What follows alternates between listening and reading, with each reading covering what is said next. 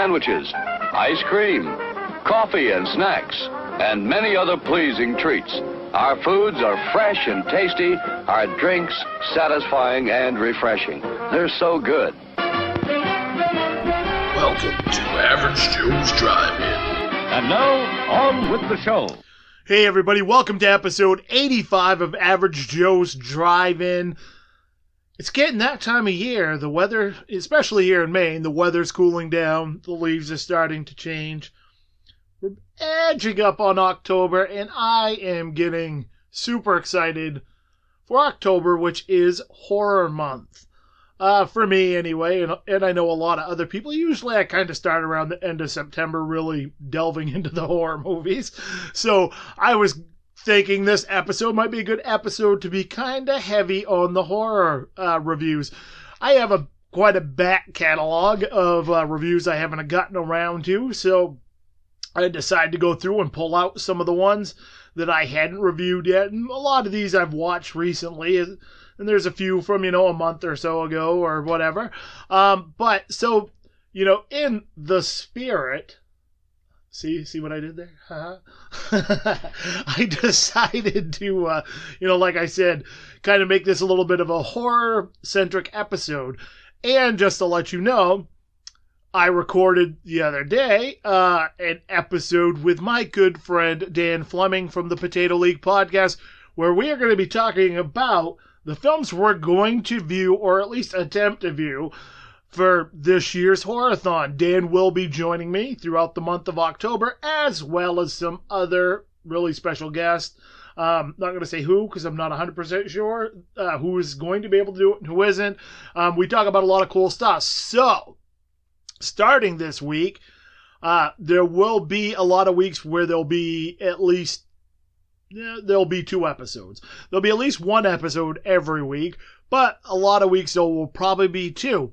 So why not start it a little early? And so this week we're going to kick it off, and we're going to get this review episode, which is the normally scheduled review episode, and also either, I think, Thursday or Friday, the episode with Dan will be dropping. So look forward to that. And it was really fun. It's almost 2 hours of me and Dan talking about horror movies, and it was a blast, and I think you'll enjoy it. So enough of me talking just randomly, because we all know how much that sucks.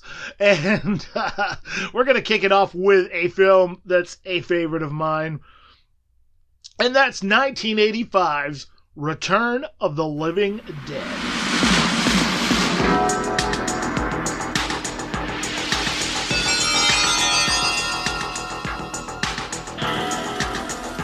In the dark of the night, something strange is going on.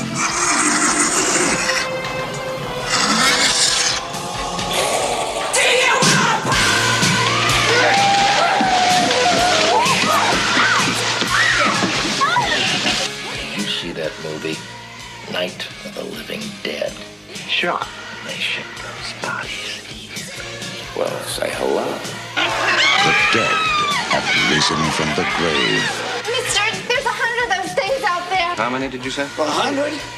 And now the question is, how do we get them back into the ground? Bert, Frank, we have a little problem. 4 left. 10 right.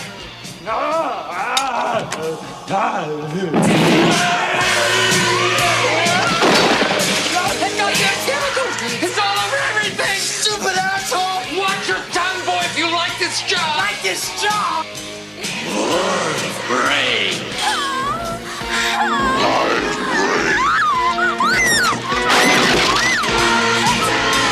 Medical science is baffled. And it's a puzzle, because technically, you're not alive.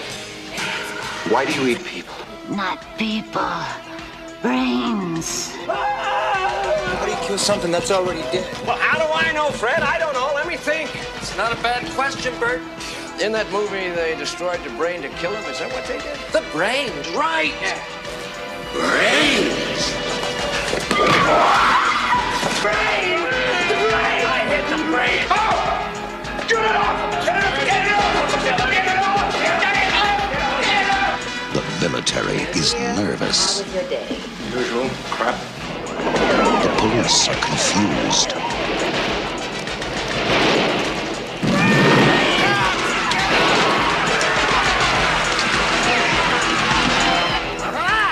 Send more cops. It worked in the movie! Well, it ain't working now. Ain't the movie line? It's not a bad question, Bert. It's not a bad question, Bert. It's not a bad question, Bert. The return of the living dead.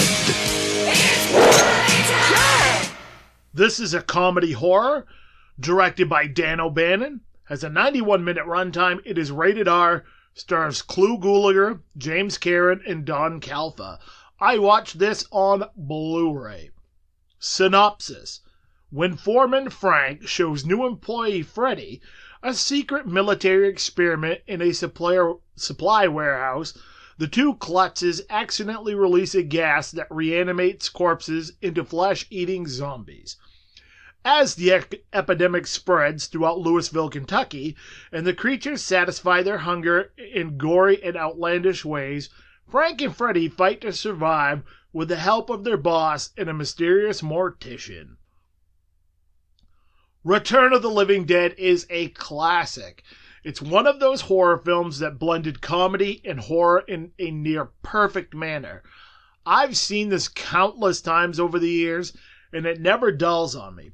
I still enjoy it just as much now as I did back when I first saw it on Monster Vision, way back in the day. Also, shout out to Shudder for bringing Joe Bob Briggs back. It's hands down one of the most fun horror films out there. The effects are solid, the acting works well, and there are several characters that have become synonymous with the genre. Also, the soundtrack kicks ass. It fits the film like a glove and only enhances the pivotal moments throughout the film. That included both the score and the song selection. This is a quintessential 80s horror and ranks at number 8 on my all-time favorite horror movie list. I will forever also have this movie to thank for my lifelong obsession with punk and goth girls, thanks to Nelia Quigley's portrayal of Trash. If you're a horror fan and you've never seen this one, I highly recommend you track yourself down a copy and watch it, because there are copies galore, whether it's VHS, DVD, Blu-ray, and they're all pretty much awesome. So you don't have to spend a lot of money, and you get to check it out, and then you're going to find yourself going out and buying the Blu-ray or the best copy you can. My rating is a 9 out of 10. The average IMDb rating is a 7.4 out of 10. Up next, another favorite of mine, 1987's Monster Squad.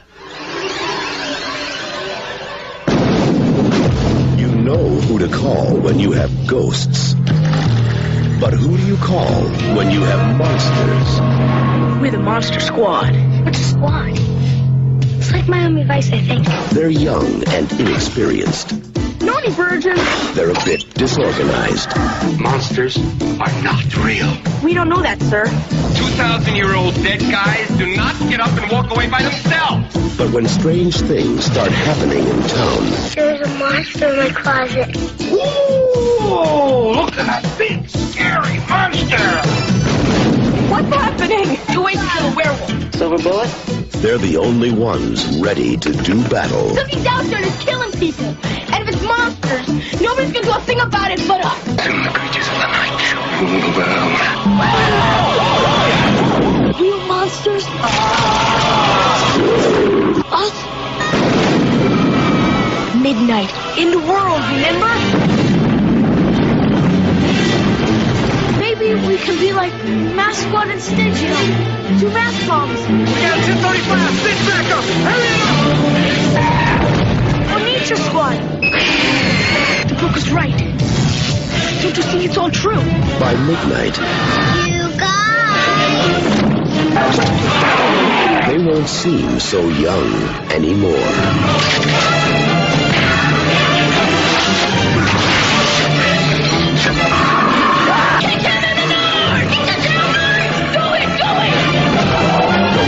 Monster Squad. Wolfman's gone mad! This is an action comedy fantasy directed by Fred Decker, has a 79-minute runtime, rated PG-13, starring Andre Gower, Robbie Keeger, and Stephen Mott. I watched this on DVD. Synopsis. 5 youngsters find themselves up against the combined might of Dracula, the Mummy, the Killman, and Frankenstein's monster, who arrive in town in search of a magic amulet. This was one of those movies I adored as a kid. When looking back on things, this is probably a film that started me down the path of being a horror lover before I even realized it. Even as an adult, I still enjoy it and throw it on every few years. I was long overdue for a viewing, and I was in the mood for something familiar and fun. Monster Squad it was. This one still holds up for me. It's fun, hits all the right nostalgic beats, and the effects still look great. I always enjoyed the performances by the kid actors as well. For me, this is one of the better acted movies by a predominantly young cast. Stand By Me is still tops for me in that category though. Monster Squad is a film the whole family can enjoy on different levels. It's not too gory or scary for the younger kids, but will throw adult horror fans back to that time when they were discovering horror and becoming obsessed with monsters. I wish Fred Decker had directed more films. 2 of my 80s favorites were directed by him, this and Night of the Creeps. While none of them may have been a huge commercial success, they have endured and become cult classics in my honest opinion. At some point, I really need to upgrade to the special edition Blu-ray. My rating is a 7.5 out of 10. The average IMDb rating is a 7.1 out of 10. Up next, 1983's Spacehunter, Adventures in the Forbidden Zone. Spacehunter, Adventures in the Forbidden Zone. Starring Peter Strauss as Wolf, an intergalactic adventurer, and Molly Ringwald as Nikki. The hell are you? What do you think I am, you scrawny earthbag? I'm a woman! Together, they must enter the deadly Forbidden Zone and rescue 3 beautiful women from the planet's ultimate evil, the Overdog. I like her.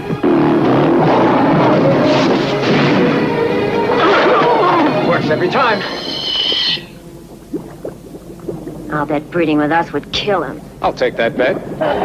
Columbia Pictures presents an adventure unlike anything you've ever witnessed before. A whole new dimension in excitement.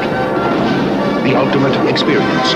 The first movie that puts you in outer space. Spacehunter, Adventures in the Forbidden Zone. This is an action-adventure sci-fi, directed by Lamont Johnson, has a runtime of 90 minutes, rated PG, stars Peter Strauss, Molly Ringwald, and Ernie Hudson. I watched this on Amazon Prime. Synopsis. A crash-landed salvager meets a waif and saves women from a cyborg on Terra 11. Oh, this also has Michael Ironside. I feel like I've been vaguely aware of this movie for years, but never actually knew anything about it. It's one of those I remember at some point seeing on a shelf for sale and almost buying just because. When I noticed it was available on Prime, I decided to finally give it a watch. To be honest, I was fully expecting for this to be in the loathsome, terrible area. The early 80s were a time of generic Star Wars ripoffs that were downright awful. This is kind of what I was expecting with this. Honestly, this kind of does its own thing. It reminds me of a strange cross between Mad Max, Cherry 2000, with a hint of Buck Rogers. It's not a great film. It teeters on the edge of being really bad, but it never seems to quite fall into that trap. I've certainly watched way worse films than this over the years, The effects are at pretty lowbrow, but not terrible. The acting is serviceable enough for what it is. In a strange sort of way, the music reminded me of Jurassic Park. I have no idea why, but that's what it made me think of. The story's pretty straightforward sci-fi stuff from that era. One area where I really cringe was some of the dialogue. I don't know if it was the way it was delivered or just the way it was written, but it was almost laughable at times. I think if someone took this, tweaked the script a bit, redid it, and made it a hard R with a decent budget, along with a bit more of a horror gore vibe, this film would be amazing. Honestly, I could see a multiple film deal with this. The people who did Turbo Kid would be prime candidates for the job. Roadkill Superstar? Yeah. Make it happen. My rating is a 4.5 out of 10. IMDb rating is a 5.4 out of 10. Now you're probably saying, wait, that's not a horror movie. You just said it was an action-adventure sci-fi. Yes, but there was some actual horror elements in it. It's kind of a weird blend of genre, so I decided to review it on this. And besides, it's one of those things, okay? Stop throwing rotten eggs at me. Up next, another one that I absolutely love, and that is 2004's Shaun of the Dead.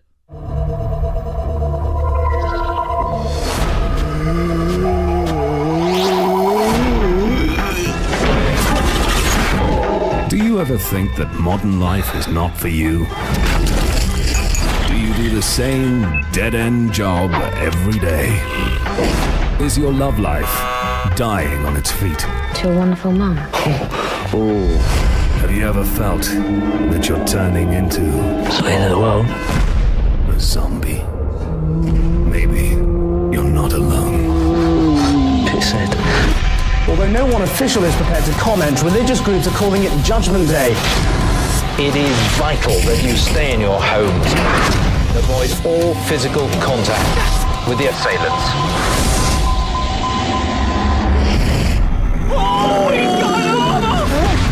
So, what's the plan? Bash him in the head, that seems to work out. Why have we got to go to Lizzie's? Because I love her. All right, gay. Do something! Wait there. Hold it there. I'm coming!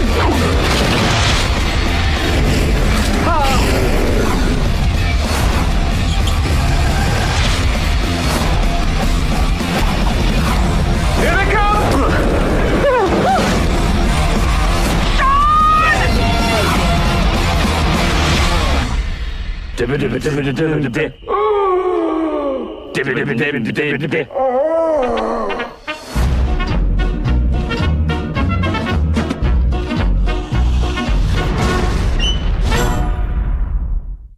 This is a comedy horror directed by Edgar Wright, has a 99-minute runtime, rated R, stars Simon Pegg, Nick Frost, and Kate Ashfield. I watched this on Blu-ray. Synopsis: Shaun is a 30-something loser with a dull, easy existence. When he's not working at the electronics store, he lives with his slovenly best friend Ed in a small flat on the outskirts of London. The only unpredictable element in his life is his girlfriend Liz, who wishes desperately for Shaun to grow up and be a man. When the town is inexplicably overrun with zombies, Shaun must rise to the occasion and protect both Liz and his mother. This has been a favorite of mine since it came out. While I often love movies, there aren't many I latch onto like I did with this one. It's one I've watched over and over through the years. I would say it's easily in the top 5 films for me as far as replay value goes that have come out in the last 20 years. Like a lot of movies I've seen countless times, I tend to space my viewings out a bit more these days. When I was younger, I could watch a film over and over and not get tired of it. While I don't necessarily get tired of a film, they do have a tendency to lose a little bit of luster on repeated viewings. So, I space my viewings out simply because I like to make each viewing experience special. Not to mention, There are so many films coming out and films I've never seen that I'm trying not to watch the same ones over and over. I find it also makes me appreciate the good ones more. I'm not going to get into a detailed review with this one. It's damn near perfect. The humor worked, the performances were fantastic, and the film boasted a tremendous amount of heart. It was a well put together all around film. The little nods to other movies is brilliant. It's what made this film work and stay in pop culture collective as long as it has. It's a film I continue to adore and one I always look forward to watching. My rating is a 9 out of 10. The average IMDb rating is a 7.9 out of 10. Up next, one I've heard about for a long time and never seen, and that is 1981's Saturday the 14th.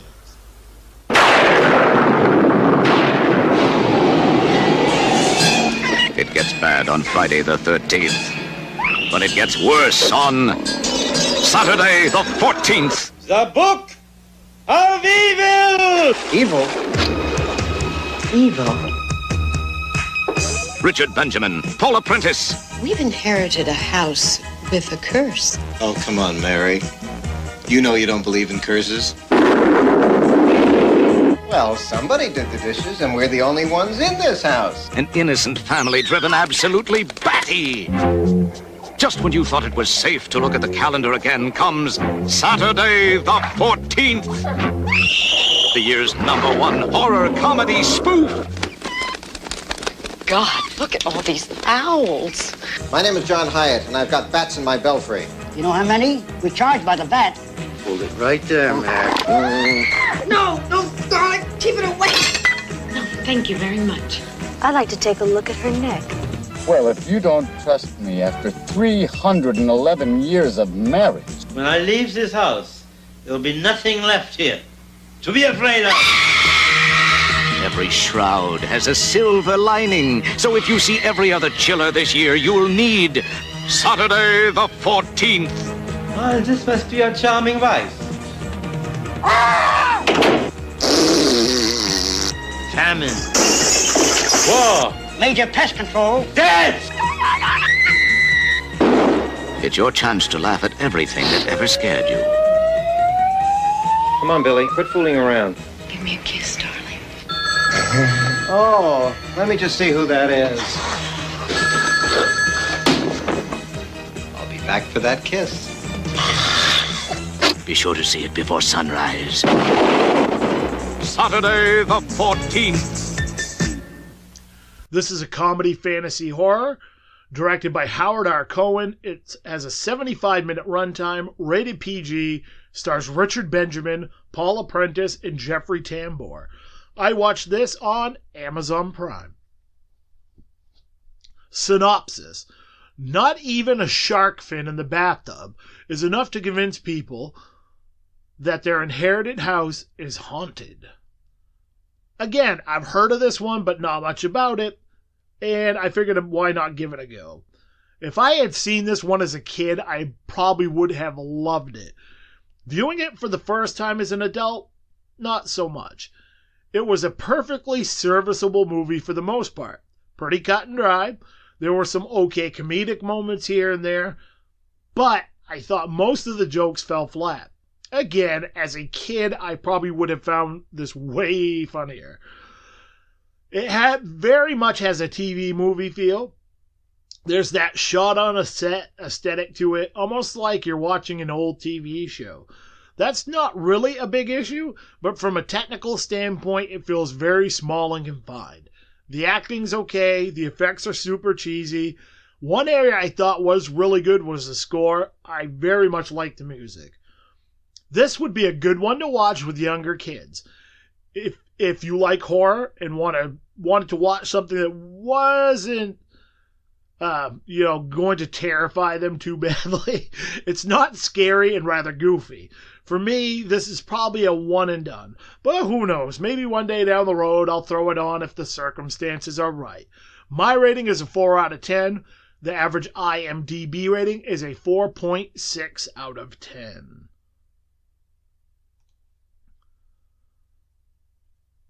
Up next, 1987's House 2, The Second Story. Last year, audiences everywhere thrilled to a terrifying film about the horrors of home ownership. House. Now, there's an all-new house. It's like you got some kind of alternate universe in there or something. With brand new owners. Charlie. Huh? Got it. And it's getting weirder. Look, it's a prehistoric bird. I got you, Jeff! I've seen enough tragedy and disaster to make you want to upchuck in your shorts. Two friends inherit a fantastic house. Charlie, there's a jungle in there. And a 170-year-old mummy. Surprise! Who is this? You can call me Gramps. Now, they're in for more trouble than they ever imagined. You're gonna kick the door open, run in there blindly, and I'll cover you, okay? Guy with the big gun goes first.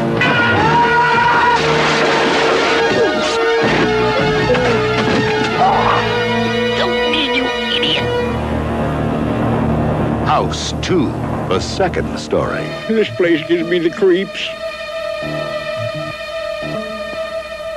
This is a comedy fantasy horror directed by Ethan Wiley, has an 88-minute runtime, rated PG-13, starring Ari Gross, Jonathan Stark, and Royal Dano. I watched this on Shudder. Synopsis.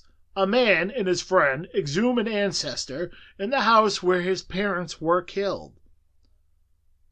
So, after watching House for the first time in years, I decided to check out the sequel, which I'd never seen. I was curious if it was anywhere near as good as the first one. For me, it didn't come anywhere near close to the first one in enjoyability. The acting was fine, the effects were solid, and it was well shot. I get they were trying to do something a bit different than the first one, but kind of keep the same vibe. And honestly, it just didn't work. The comedic parts in this felt way too forced, and frankly, I didn't find it funny at all. I found myself bored out of my skull, and I checked out pretty early on. I just couldn't get into it, no matter how hard I tried. It happens. Not every film is going to be a slam dunk. I appreciate what they were trying to do, but I'll stick with the first one. I'll probably give this another chance at some point. Maybe it was just the mood I was in. I'm not one to just flat out dismiss a movie because of first opinions. With that said, it will be a while before I revisit it. My rating is a 4 out of 10. The average IMDb rating is a 5.4 out of 10. So, this is, I have been revisiting films by M. Night Shyamalan. Now, I'm not going to review all of his movies, but I have watched a bunch of them lately, and I've kind of been saving them up so I could review them at once, and I figured, hey, this is a perfect time to talk about these. So, and these maybe aren't the films everybody thinks of necessarily when they think of, well, not all of them, would think of when they think of M. Night, but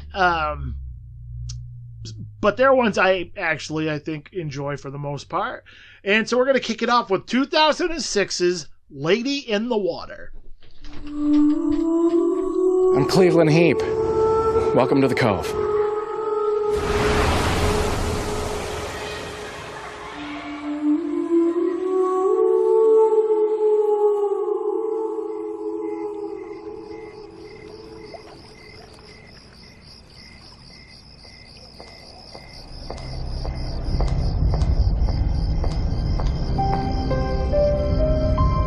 I hear splashing some nights.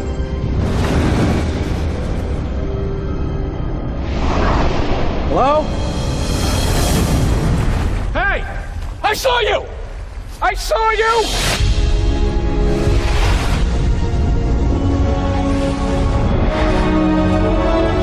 Who in the world are you?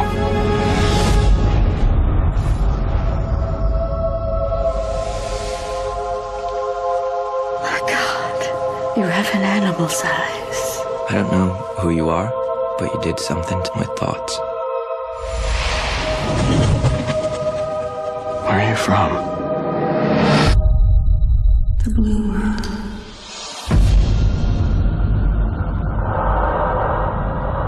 when the door to her world is opened. Oh my God. Others will come through. What do you think it was? Some kind of dog? Are there any wolves in this area? Hyenas? An animal that size doesn't just walk around not be seen. And the fate of this world. Why is she here? She's trying to save us. Does man deserve to be saved? Lies in her hands.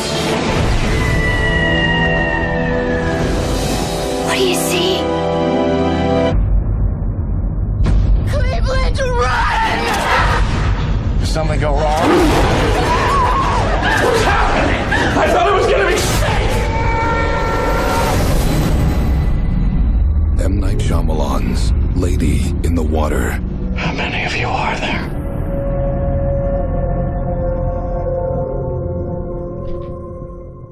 This is a drama fantasy mystery directed by M. Night Shyamalan. Has a 110-minute runtime, rated PG-13, stars Paul Giamatti, Bryce Dallas Howard, and Jeffrey Wright. I watched this on DVD. Synopsis. Apartment building superintendent Cleveland Heap rescues what he thinks is a young woman from the pool he maintains.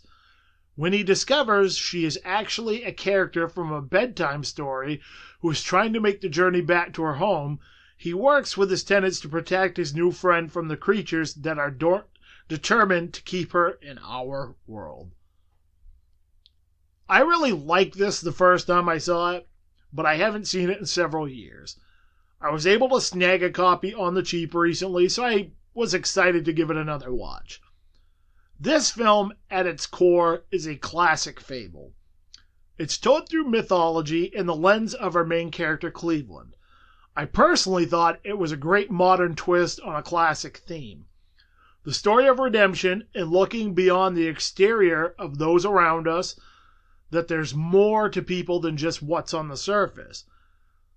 Like most M. Night films, it looks excellent and the story is very well crafted. The soundtrack is awesome, and I thought the acting was great. I'm not a huge Paul Giamatti fan. He's one of those actors, I think when he's great, and then other times I can't stand him. But I thought he was excellent in this. I've never heard a lot of people talk about this film. I don't know if it's because people don't like it or if it's just that one that slipped under a lot of people's radars. If you've never watched this one, give it a chance. If you only saw it once, give it a chance. While it's not his best film by far, it is a solid film and deserves more love than what you get. I think the big thing with this film is you have to go in thinking it's not your typical, it has its dark moments, but it's not on that kind of same level as some of his other films.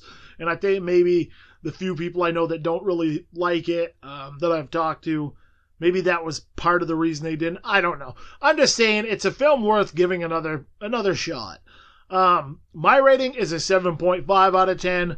The average IMDb rating is a 5.6 out of 10.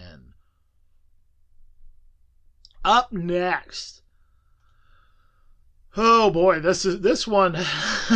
That's 2008's The Happening.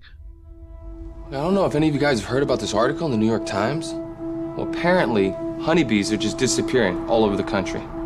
Tens of millions of them. All right, let's hear some theories about why this might be happening.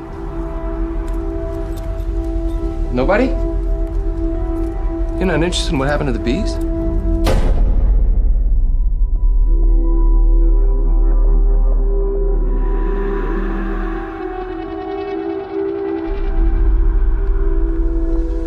Excuse all the teachers? The administration makes us teach with a foot of snow on the ground. What is this? There appears to be an event happening.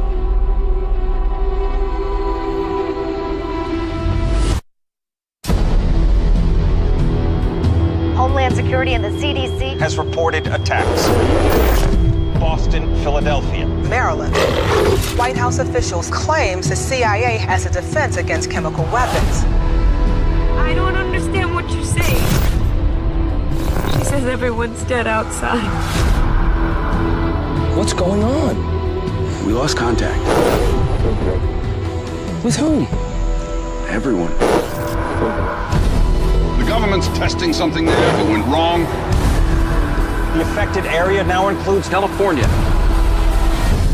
Authorities are now feeling, by the sheer numbers of attacks, that a terrorist group being responsible is becoming less and less likely.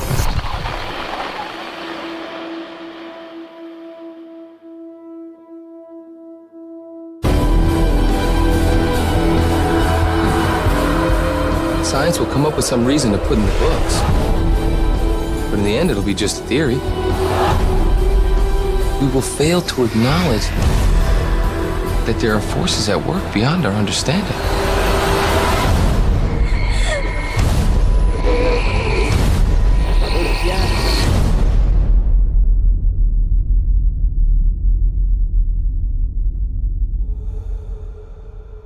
The genre is sci-fi thriller, directed by M. Night Shyamalan, 91-minute runtime, rated R, stars Mark Wahlberg, Zooey Deschanel, and John Leguizamo. I watched this on DVD. Synopsis: a science teacher, his wife, and a young girl struggle to survive a plague that causes those infected to commit suicide. I watched this back when it first came out and remember being very underwhelmed. Overall, I enjoy M. Night's films, even the ones many others don't care for. So, I wanted to give this another watch and see what my thoughts were now. During the late 70s and early 80s, there were a ton of eco horror films, where man meddling has caused the environment to go crazy, and horrible things happened as a result of that negligence. In many ways, I think this was M. Night's attempt at a modern version of that subgenre. First of all, the technical aspects of this film are very well done. You'll get no complaints from me there. Where I think this film loses many people, myself included, is the story itself. While interesting, it's not really engaging. I see what he was going for, it just didn't quite nail it on the head. The acting throughout serviceable. It's just one of those films where it really feels like nothing is going on. Is this as terrible as everyone says it is? No. But it's by far the worst film of his I've seen outside of The Last Airbender. And I've never seen After Earth because I'm not even sure he directed that, but no. Still, when it boils down to it, there are much, much worse films out there. My rating is a 4 out of 10. The average IMDb rating is a 5 out of 10. Up next is 2004's The Village.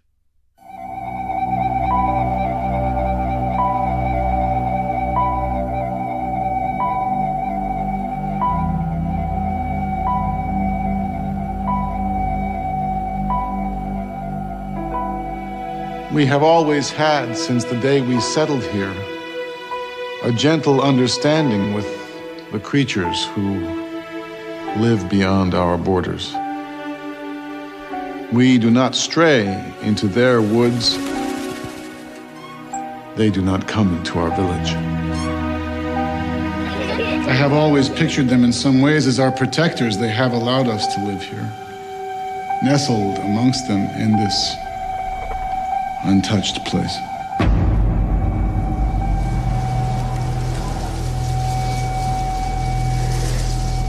By the markings we find this morning on our homes, I feel they were warning us. We may question ourselves at moments such as these. Did we make the right decision to settle here? I fear our days of peace are over.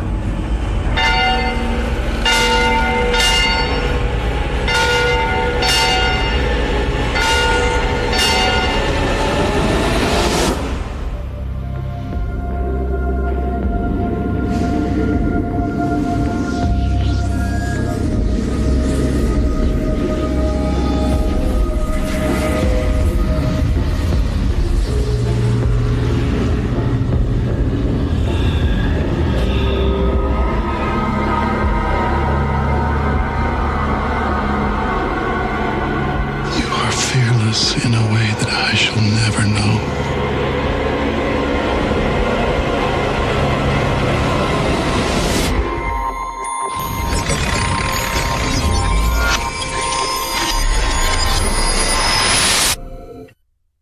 This is a drama mystery thriller directed by M. Night Shyamalan, 108-minute runtime, PG-13, starring Sigourney Weaver, William Hurt, and Joaquin Phoenix.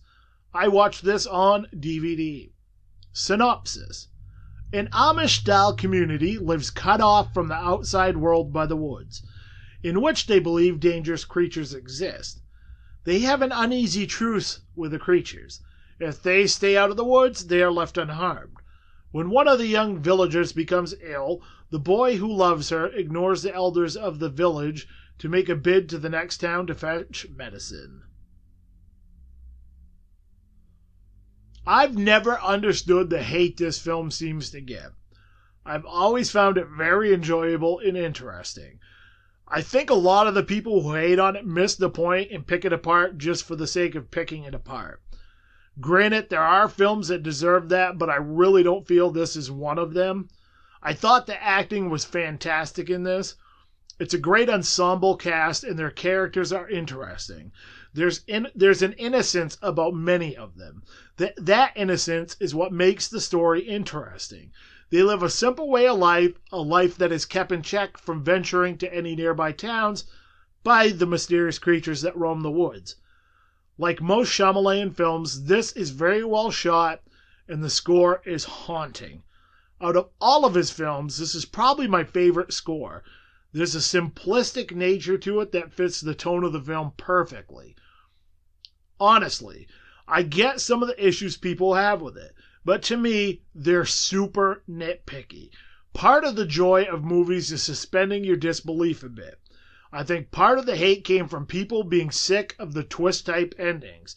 There are other things that I've heard people bitch about, but honestly, I thought the story does pretty well of explaining a lot of that stuff as it moves along. Again, if you haven't watched this one in a while, give it another chance. This one will continue to be on a fairly regular rotation for me. When it comes to M. Night's films, for me at least, this one has some of the best replayability. My rating is a 7 out of 10. The average IMDb rating is a 6.5 out of 10.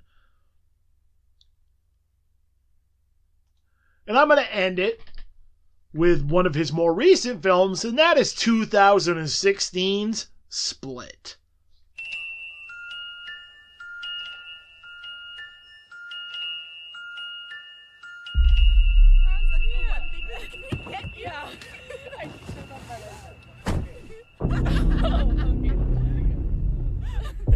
Hey, pardon me, sir. I think you have the wrong car.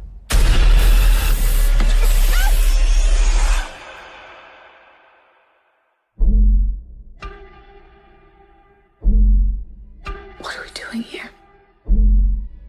What the hell is going on? I was sent to get you for a reason. There's a flower on the pillows, a flower in the bathroom. Like, we're important. The only chance we have is if all three of us go crazy on this guy. Who is that? Maybe she can help us. We're here! Help us! We're in here! Don't worry. He's not allowed to touch you. He knows what you're here for. He listens to me.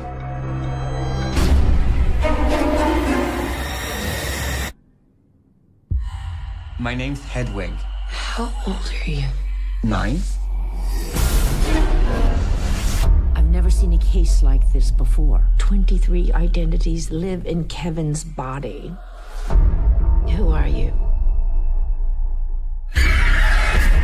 Help me get out of here, Hedwig. You trying to trick me? I'll tell on you. Aren't you the clever one? An individual with multiple personalities can change their body chemistry with their thoughts. Someone's coming for you. Who's coming? The beast.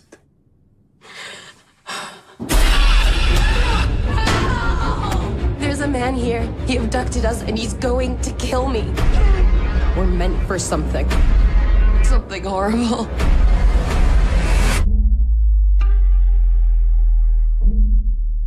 world will understand now.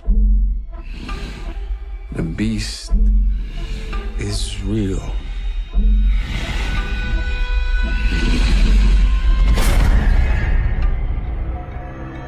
He's done awful things to people, and he'll do awful things to you. This is a horror thriller directed by M. Night Shyamalan. 117-minute runtime, PG-13, stars James McAvoy, Anna Taylor-Joy, and Haley Lou Richardson. I watched this one on Blu-ray. Synopsis. Though Kevin has evidenced 23 personalities to his trusted psychiatrist, Dr. Fletcher, there remains one still submerged who is set to materialize and dominate all of the others. Compelled to abduct 3 teenage girls, led by the willful, observant Casey, Kevin reaches a war for survival among all of those contained within him, as well as everyone around him, as the walls between his compartments shatter. M. Night has been one of the more impressive directors over the span of the last 20 years with the great films he's put out. While he doesn't always hit a home run, he certainly managed to put out interesting, unique films. I like the fact he takes chances and doesn't just rehash the same thing over and over. Even though he had a bit of a run of duds for films, and I have still not seen The Visit yet, Split seemed to be the return to form.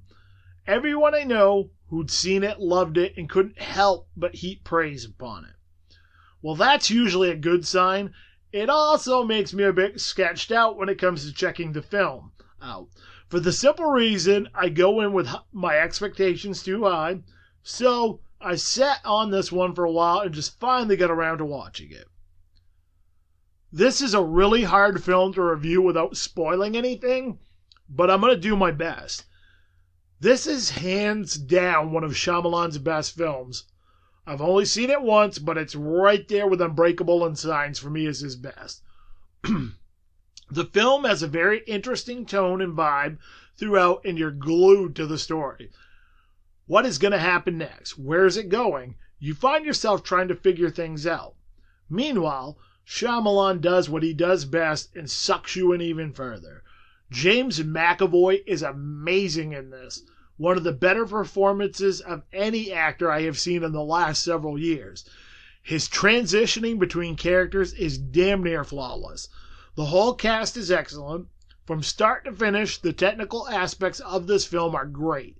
There are a few little minor nitpicky things here and there when it comes to the story, but they really don't hurt in the grand scheme of things. I'm glad I finally give this a watch. It's one of those films that leave you thinking about it days after you've watched it. I will be honest, those films are few and far between for me these days. That itself makes this one extra special. I know I'm excited to give this another watch. I'm sure there'll be a ton of little things I didn't pick up on the first time around that can only make it better. I personally love films like that where there are a lot of little things you pick up on over time. It makes the film's rewatchability that much more enjoyable. My rating is a 9 out of 10. The average IMDb rating is a 7.3 out of 10. And that's going to wrap things up for this review cast. As always, I would like to thank my sponsors, the Maine Cannababes. Go to www.mainecannababes.com to find out more information about what they're up to, all the cool things they're doing. Check out some photos of the girls. I believe you can pre-order the 2019 calendar. You can also find them on Instagram, Facebook, and other forms of social media. So be sure to go check them out. Again, that's www.mainecannababes.com. Remember, there will be another episode coming out on Thursday or Friday, so keep your eyes open for that, as it is the Halloween Horathon kickoff episode with Dan Fleming of the Potato League podcast. And I think you'll really enjoy listening to me and Dan ramble on about horror movies and make fun of each other for certain films we haven't seen. So it's a good time. Anyway, remember kids, opinions are like assholes. Everybody's got one, and I will see you sexy animals on the flip side. It's intermission. Rise and stretch time. Time to refresh yourself and visit our snack bar. Got a yen for hot popcorn? Your favorite soft drinks are sparkling cold. The juicy Frank sizzling hot. There's delicious coffee, freshly brewed, and all kinds of ice cream and candy to tempt you. Showtime will be announced loud and clear to get you back to your car in time. So stretch your legs. Come to the snack bar now. Thanks for listening to Average Joe's Drive-In. If you'd like to talk movies or contact the show, add our social media pages. You can add us on Facebook at Average Joe's Drive-In Podcast, on Twitter at TWJ Author, on Instagram at Thomas Washburn Jr. You can also hit up www.thomaswashburnjr.com for more information about the show and related links. If you'd like to support the show, you can buy TJ's books on Amazon. Just type in Thomas Washburn Jr. in the search. Books are available in Kindle and paperback formats. If you have Kindle Unlimited or Prime, you can read the books for free and money will be earned by the pages read. It doesn't cost you anything and it supports the show. Until next time, you've been listening to Average Joe's Drive-In.